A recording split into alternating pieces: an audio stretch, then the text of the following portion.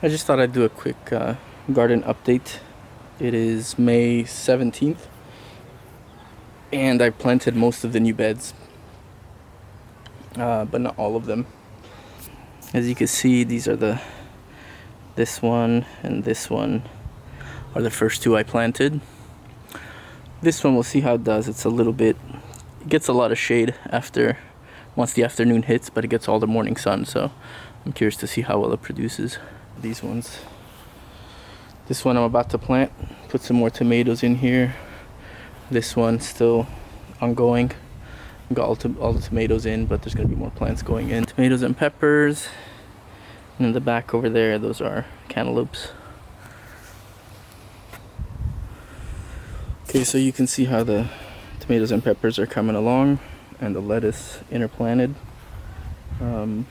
And the lettuce, again, it won't be here the whole season, but once it starts bolting, I'll be taking it out. And by that time, the tomatoes will be taking over, and hopefully the peppers as well.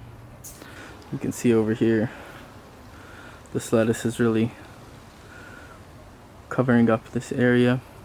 Growing most of these tomato cages. That one, that is a beefsteak tomato. I decided to try growing it vertically, kind of like diagonally, so we'll see how it does up that string. Here are more tomatoes. In this area, I've decided to grow vertically again, just to see, with a good head start, how things would do. Here's some chard and kale, and some garlic. And that garlic back there, something went wrong with it, but I'm gonna harvest it very soon. But it started yellowing out. I'm not sure what happened. I surely hope it's not the root knot nematodes, because I was hoping, I don't know exactly what kind of root knot nematodes I have in the ground, but I was hoping that the garlic at least would be resistant to them. It seems to have been in the past, but we'll see what the roots look like when I take it up. Here's another garlic bed, and this was the brassicas bed, which I usually interplant with garlic, but I'm about to take that out very soon. And then this is the other tomato bed, and these are also being grown vertically. So on these ones, I am growing 4 rows of 3 tomatoes, and they're growing as single stalk. And for the other bed, it's a little bit bigger, so I'm doing 4 rows of 4 plants in each row, so 16 plants. This one has 12 plants. The idea is that when you grow a single stalk, you're able to grow in a much smaller space. So a tomato normally will spread out big time, but if you grow it like this, you can grow in a smaller space. It takes a lot more work because you have to constantly prune the tomato plant. However, you can fit more plants, more varieties in a smaller space, and you should also be able to get, unless the plants get sick, bigger fruit. You get less fruit per plant, but you will get bigger fruit for each plant. And you actually, if you plant it more densely like this with more plants, you'll still be able to get a lot of fruit per square foot of your area. Normally in this size bed, this is about, I'll say 4 by 7 or so. You could probably, if you put some indeterminate tomato plants and you just let them sprawl out with big cages, you probably couldn't fit more than maybe 5 or 6 plants in here, probably 6. But by doing it this way, I'm fitting 12 plants. And so I like to try several different varieties. And this year I'm trying to save seed from multiple varieties. Those are what the bags that you see on the blossoms.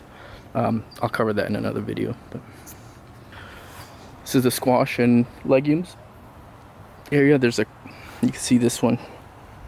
This is my butternut squash, like you've seen in the past. And there's some beans interplanted. There's some peas here. Actually, I need to harvest some of these. But these are sugar snap. They're not that sweet. I'm gonna try a different variety next year, but and there's also a couple of endive plants, endive, that are going to seed, and I'm letting them go to seed so I can save some seed for it. And a couple of beets. This one's called Chilindra or Cylindra. It's basically a beet that grows. It's an elongated type beet.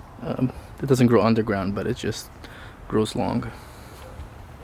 And soon I will remove those peas, and there are actually some squashes interplanted there. They're still not that big, but once I remove the peas, they should take off. And there's some carrots in between there. They're hard to see from here.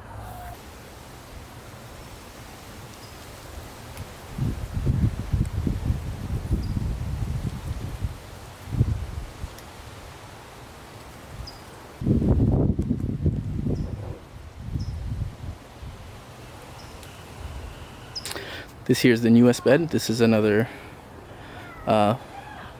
cucurbit and legume type bed, and I like to plant corn in there as well sometimes, but there's multiple varieties here. There's actually no beans in this one. This is where I have fava beans in the whole bed up until about a month ago. So, and then I harvested all those, took them out. This is the new crop. So there's some squashes, there's zucchini, there's a scallop squash. These three small ones here are Haley's Best Jumbo, a cantaloupe, and then there's some cucumbers, and back there's more butternut squashes, and then at the corners, and then that plant is a Moon and Star watermelon, I believe. I've never grown it. Actually, when I went to the Petaluma Harvest Festival several years ago, and I ate a slice of watermelon, and I loved it. And I can't even remember, I think it was a yellow watermelon, but I'll find out. I don't remember exactly because it was many years. It was probably 7 years ago, and I still had seeds, and I just found them again this year at the bottom of my seed box, so I thought I'd try them out, and one plant sprouted, so that's the one. We'll see how it does. Now here are more seedlings. These are, a lot of them are excess. Some of these I will plant, but there's a few more cucumbers that I want to plant, and some lettuces that I'm trying. And this year I'm trying to, my goal is to have cilantro all year long. So the goal with cilantro for the summer is to constantly plant it, because it'll bolt fairly quickly in the heat. So you have to basically plant some new seed every 2 to 4 weeks. These are some of my potted plant tomatoes. This is the usual black cherry tomato that I always plant in the same pot with the same soil. I just add a little compost every year, and I train it all the way up, and it just loves this spot. I don't know what it is. That's such a great spot for it. And this over here, this is a Granny Cantrell. It's like a beefsteak type tomato. It's actually very good, but also training this one upwards. There's some fruit on there. Here are a few others, and some garlic that has to come out. That garlic has to come out. You could see that there's a tomato on one end and cucumber on the other end on each pot. That one's just a cucumber, but the idea, you can see it here as well. The idea is, I haven't had great luck in pots in the past years, and it's not something I've usually done, is growing tomato in pots, but I'm trying to get better at it because of my root knot nematode problem, because it becomes difficult to ensure like a decent harvest for certain tomato varieties that are very susceptible to it. So my goal is, for those varieties that I still want to grow, if I get good at growing in pots, then I can still have a decent harvest and still keep growing them. So I think the reason I failed in the past is these pots, I mean, when the heat of the summer comes along, if any of you from Sacramento County, you know what I'm talking about. We're talking 100 to 110 degree days. These pots get incredibly hot. The clay gets hot, the soil inside gets hot, but my goal with the cucumber is to get it to grow big enough that it provides enough shade and kind of maybe crawls over the pot and down it and keeps the pot a little bit cooler during the day. And I want to see if that helps keep the whole pot a little bit cooler, keep the roots a little bit happier. So